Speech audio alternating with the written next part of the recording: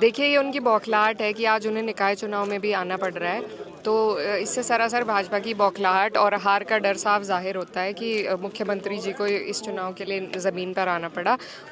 उत्तर प्रदेश में चुनाव की तारीख घोषित हो चुकी है और आ भी रही है। 4 तारीख को चुनाव है। आज शामली में उत्तर प्रदेश के मुख्यमंत्री योगी आदित्यनाथ जी आते हैं। क्या क्या वो बोल के जाते हैं वो अलग बात है, लेकिन हमारे साथ में भी बातचीत करने के लिए इकरा हसन जी मौजूद हैं, जो कि भावी प्रत्याशी हैं कैराना लोकसभा से। बातचीत करेंगे निकाय चुनाव को किस तरीके से देख रहे हैं और आने वाले जो समय हैं, जिस तरीके से प्रदेश में हाहाकार मिच रखा है, चारों तरफ पुलिस की कार्रवाई के बीच पुलिस जहाँ रहती है वहाँ मर्डर हो जाते हैं, उन सब चीज़ों पर बातचीत करेंगे। नमस्कार जी। नमस्कार जी। किस तरीके से आप देख रहे हैं, चुनाव नज़दीक आ चुके हैं, 4 तारीख में चुनाव होने हैं, किस तरीके से देख रहे हैं आप चुनाव को? चुनाव की स्थिति मजबूत है, गठबंधन जीतेगा। 10 की 10 सीटें ज़िले में, हमारी स्थिति मजबूत है। बस अभी योगी जी आते हैं, वो अभी जिस तरीके से आते हैं उनके बड़े बड़े, चाहे आपने देखा होगा जब आप चुनाव लड़ रहे थे 2022 में विधानसभा का, अमित शाह जी आते हैं मैदान में, वो काम करने के लिए आते हैं। उनके यहाँ छोटी बड़ी कुछ बात नहीं होती है, हर कोई काम करने के लिए मौजूद रहता है। आप किस तरीके से देखते हैं इस चीज़ को? जी, देखिए, ये उनकी बौखलाहट है कि आज उन्हें निकाय चुनाव में भी आना पड़ रहा है। तो इससे सरासर भाजपा की बौखलाहट और हार का डर साफ जाहिर होता है कि मुख्यमंत्री जी को इस चुनाव के लिए ज़मीन पर आना पड़ा। और मैं बस ये कहना चाहती हूँ कि गठबंधन मजबूत है। जिस तरीके से 22 में गठबंधन ने यहाँ भाजपा का सुपड़ा साफ किया था, उसी तरीके से निकाय चुनाव में भी सुपड़ा साफ करेगी। क्या क्या मुद्दे रहेंगे निकाय चुनाव के, किस तरीके से देखते हैं? भाईचारे की बात होनी चाहिए, वो होती नहीं है। हिंदू मुस्लिम पर बात होती है, अतीक का मर्डर हो जाता है, लेकिन लोग खुश हैं। किस तरीके से देखते हैं आप इस चीज़ को? देखिए, हमारा जो भाईचारा है गठबंधन का, वो अब धरातल पर सामाजिक तौर रूप से एक भाईचारा बन चुका है। तो मुझे नहीं लगता कि यहाँ पर इन बातों का कोई भी फ़र्क पड़ेगा। ना तो 22 के चुनाव में पड़ा था, और अब भी शामली ज़िले की जो जनता है उसमें आपस में बहुत प्यार और सम्मान है। चाहे कोई भी धर्म हो, वर्ग हो, सब जाति के लोग आपस में प्यार से रहते हैं। तो उसी भाईचारे को दर्शाने का काम हम निकाय चुनाव में भी करेंगे। भाजपा जो भेदभाव फैलाने की कोशिश में है, प्रोपेगेंडा फैलाने की कोशिश में है, वो उनके मंसूबों को नाकाम किया जाएगा।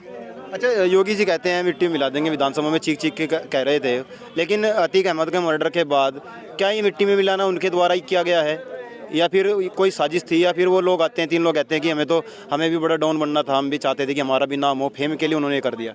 देखिए, जिस भी वजह से किया हो उन लोगों ने, लेकिन इसमें नाकामी सरकार की है। चाहे वो उमेश पाल मर्डर केस हो, चाहे ये हत्याकांड हो। तो क्योंकि अगर सरकार का जो शासन पर कंट्रोल ठीक ठाक होता, तो ये दोनों ही जो वारदात हैं ये नहीं होनी चाहिए थी।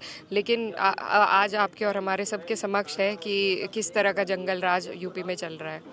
योगी जी कहते हैं जंगल राज नहीं है, उत्तर प्रदेश में जो हत्याकांड हो रहे थे उन सब पर मैंने अंकुश लगा दिया है, और जिस तरीके से हर जगह लूट खसोट थी उन सबको या तो जेल के अंदर है या फिर दूसरे लोग की यात्रा करवा दी है, और हम हमेशा करते रहेंगे। किस तरीके से देखते हैं इस चीज़ को, क्योंकि भारत लोकतांत्रिक देश है, यहाँ न्यायपालिकाएँ हैं, न्यायपालिकाओं पर या तो फिर बंद हो जानी चाहिए, क्योंकि जब सारी चीज़ें पुलिस प्रशासन या योगी जी करेंगे। किस तरीके से देखते हैं आप इन चीज़ों को? बिल्कुल, ये बहुत ही गलत प्रेसिडेंट है जो वो सेट करना चाह रहे हैं कि अगर सारी सही गलत का फैसला अगर सत्ता के हाथ में आ जाएगा, तो फिर आगे जाकर सभी लोग इस तरीके का उपयोग करने की कोशिश करेंगे। फिर जो हमारे लोकतंत्र का तीसरा जो स्तंभ है न्यायपालिका, उसकी ज़रूरत ही नहीं रहेगी फिर। तो ये सही गलत का फैसला हमारे संविधान के जो रचयिता है डॉक्टर भीमराव अंबेडकर, और जो हमारे देश के और बड़े लोग रहे हैं, उन्होंने न्यायपालिका के हाथ में छोड़ा था। और अगर न्यायपालिका इस तरीके के फैसले ले तो वो बेहतर है, वरना सत्ता पक्ष के हाथ में अगर रहेगी सही गलत का निर्णय लेना, तो फिर इसी तरह का कुशासन चलेगा प्रदेश में भी और देश में भी, और जंगल राज आएगा। अभी जो चुनाव होंगे निकाय चुनाव, इसमें जो रिजल्ट आएगा, क्या उससे 2024 में जो चुनाव होने हैं उन पर कोई प्रभाव पड़ेगा? अब सोशल मीडिया पर एक और चल रही है कि चुनाव जो है नवंबर में हो सकते हैं। मोदी जी डरे हुए हैं, सत्यपाल जी भी यही कह रहे हैं कि मैं सच बोलूँगा और मैं हमेशा सच के साथ रहूँगा। किस तरीके से देखते हैं? सत्यपाल मलिक जी पहले तो इतना नहीं बोल रहे थे, जब वो रिटायर हो चुके हैं अपने पद से, अब वो खुलकर बोल रहे हैं। क्या कारण नज़र आते हैं? उस समय डरे हुए थे, अब डरे हुए हैं?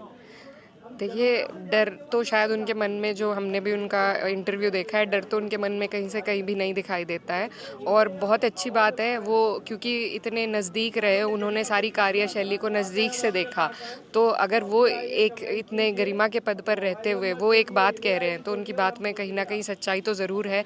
और उसी के तहत बौखलाहट है कि उनके लोगों को, जो उनके घर पर मिलने आए हुए थे, उनको परेशान किया गया। तो यही काम भाजपा की सरकार सब पर दबाव बनाने का काम करती है, इस तरीके से नहीं तो उस तरीके से उनको दबाने का काम करती है। तो लेकिन सब लोग उनका इंटरव्यू देख चुके हैं, उनकी बातें सुन चुके हैं, और मुझे लगता है कि कहीं ना कहीं इसमें सच्चाई है और जनता इस बात को मानकर वोट करने का काम करेगी। चलिए, बहुत बहुत धन्यवाद आपने